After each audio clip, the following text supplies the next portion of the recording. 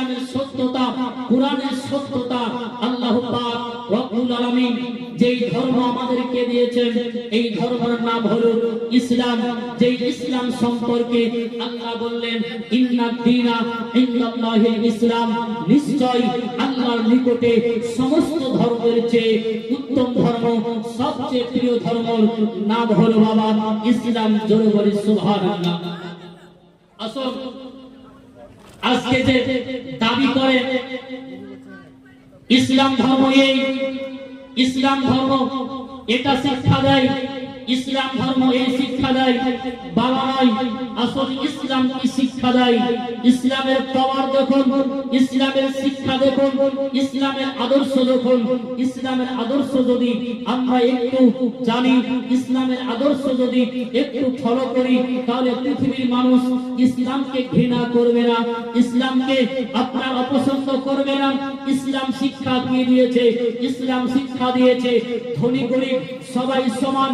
আজকে মুসলমান আমরা দেখি অন্যান্য ধর্মের ধর্ম ইসলামের একজন গরিব চাই তার কোনো বাবা জায়গা হয় না, একজন বড় লোক চাই, মন্ত্রী চাই, তার সবচেয়ে প্রথম লাইনে আপনার জায়গা হয়, প্রথম স্থানে জায়গা হয়। কিন্তু ওই জায়গায় গরিবদের কোনো জায়গা নাই, ওইখানে আদিবাসীর কোনো জায়গা নাই, ওইখানে আপনার যার টাকা নেই তার কোনো জায়গা নেই।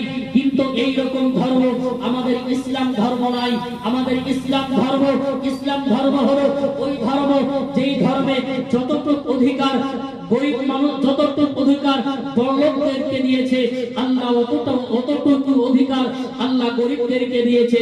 একজন মসজিদে বড়লোক গেলেও যেইখানে জায়গা হয়, গরিব গেলেও ওইখানে জায়গা হয়। এর নাম হলো বাবা ইসলাম। ইসলাম কি শিক্ষা দিয়েছে? ইসলাম শিক্ষা দেয় যখন তুমি তোমাদের বড়দের কাছে যাবে, বড় সম্মান করো, ছোটদের স্নেহ করো।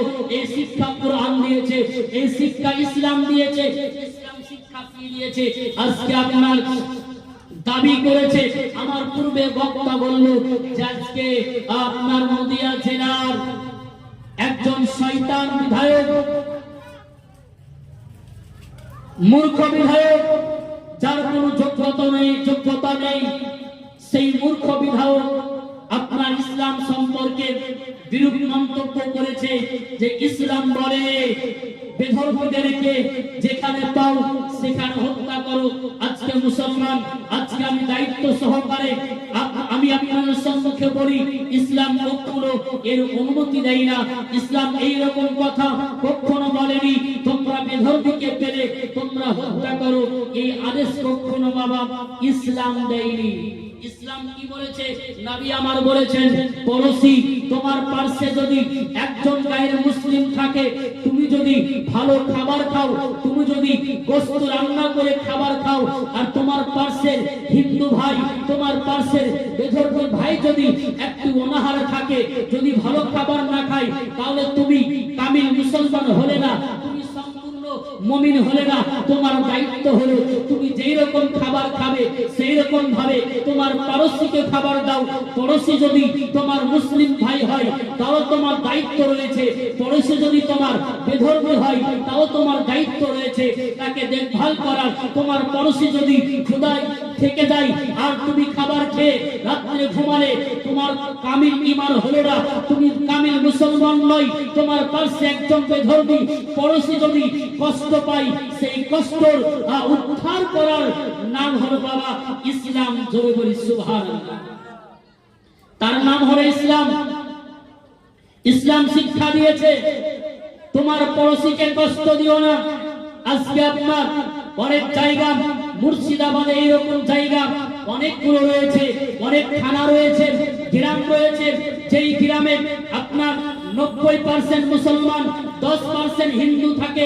আজ পর্যন্ত আপনি গিয়ে জিজ্ঞাসা করুন, ওই হিন্দু ভাই বলো তোমরা এইখানে বসবাস করো, তোমার বাপ-দাদা বসবাস করছে, বলো কোনদিন ইসলাম তোমাদেরকে অত্যাচার করেছে, মুসলমান তোমাদেরকে অত্যাচার করেছে? সে বলবেন না, আমাদেরকে অত্যাচার করেনি। যদি অত্যাচার করে, কিছু আপনার উগ্রবাদী মানুষ করতে পারে, সেই ইসলাম বুঝে না, সে ইসলাম জানে না। ইসলাম যে জানে সে কখনো একজন বেধর্মী পড়োশিকে কষ্ট দিবে না। এটার নাম হলো ইসলাম। জোরে বলি সুবহানাল্লাহ। আজকে আপনার কোরআনের ক্ষমতা বলবো, তার পূর্বে কয়েকটি কথা। মুসলমান, আজকে আমরা ছোট্টকাল থেকে হিন্দুদের সঙ্গে বসবাস করি, হিন্দু ভাইদের সঙ্গে একই সঙ্গে পড়াশোনা করেছি। আজ পর্যন্ত আপনার হিন্দু মুসলমানের এইরকম কোনো ঝামেলা ঝগড়া হয়নি। কিন্তু কিছু আপনার মূর্খ এই ভারতবর্ষে জন্ম নিয়েছে, মূর্খ নেতা জন্ম নিয়েছে, অশিক্ষিত নেতা জন্ম নিয়েছে, যারা আজকে আপনার এইরকম ভাবে হিন্দু মুসলমানের মধ্যে আপনার বিভাদ সৃষ্টি করার চেষ্টা করছে।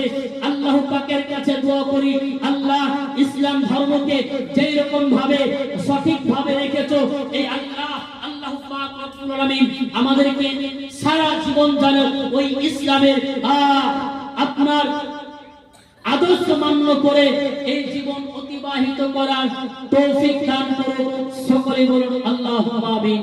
মুসলমান, কোরআনের ক্ষমতা, কোরআন আল্লাহর বাণী। কোরআন হলো মানুষের বাণী নয়, আল্লাহর বাণী।